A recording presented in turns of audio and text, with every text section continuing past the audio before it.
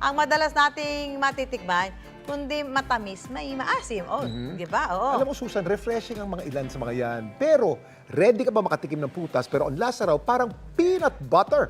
Aba! Curious ako dun. Pwede kayang ipare sa tinapay yan, ipalaman mo dahil glass ng peanut butter? Tingnan natin. Tingnan natin sa kwentong inalam ni Cedric Cedric Castillo. Castillo. Matamis, creamy at minsan chunky. Ang paborito ng marami na peanut butter, hindi na lang daw palaman, matitikman na rin sa prutas. Malakamatis man ang hitsura, kapag nahinog ito, lasang peanut butter daw.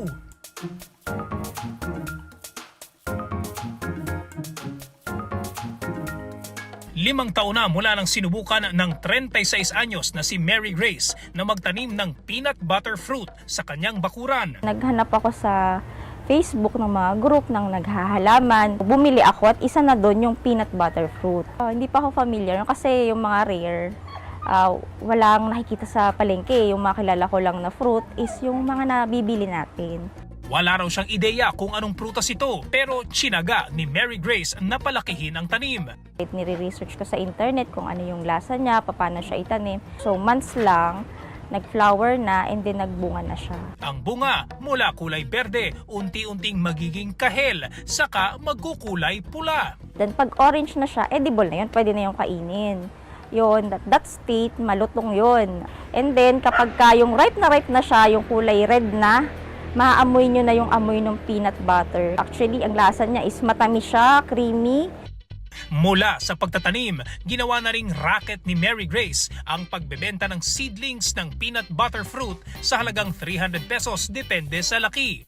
Naaakit silang sabihin nila sa akin na, ay pwede pala yan sa Pilipinas. Maku-curious sila na may existing yung peanut butter fruit sa Pilipinas na nakakain. Simula no, nakakatanggap ako ng orders online, nakatulong din sa amin. Isa sa mga bumili ng tanim na peanut butter fruit ang senior citizen na si Presi. Paghahalaman daw talaga ang kanyang hilig gawin. Pagbilhan mo kako ng isa, tapos yun hanggang sa dumami, namunga. Italsik mo lang ang buto niyan, tutubo siya ng kusa. Ang lasa ng peanut butter fruit, 5 stars daw para kay Presi. Masarap. Kaya kong ubusin yung pag nangunguha ko ng marami sa isang upuan. Basta pag may hinog, ay pasok agad yan sa bibig. Lasang peanut butter din po siya. Tapos sobrang sarap. Masarap po siya. Lasa po siyang peanut butter. Matamis po, sobrang tamis. Mukha siyang ubas. Masarap siya. Ayon sa Rare Fruit Society of the Philippines, ang peanut butter fruit ay nagmula sa South America. Pabula-bulaklak lang siya, tsaka pabunga-bunga lang siya, no?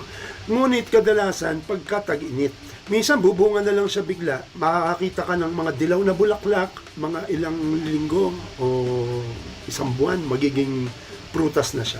O gustong-gusto niya yung init dito dahil ganun din naman sa South America. Ito raw ay kamag-anak ng cherry at hindi konektado sa peanut o mani na pangunahing rekado sa kinagisnang peanut butter. Hindi naman daw invasive ang halaman na ito at itinuturing pa na rare fruit sa bansa. Mabuting magtanim ka nito kasi maliit lang yung pwedeng i-maintain na maliit yung puno tapos palagi ka may bunga, palagi ka may makakain. No? Pangalan pa lang, aba naman nakakatakam na. Ang peanut butter fruit, may kakaibang lasa na hahanap-hanapin talaga. Ako si Cedric Castillo at yan ang kwentong dapat alam mo.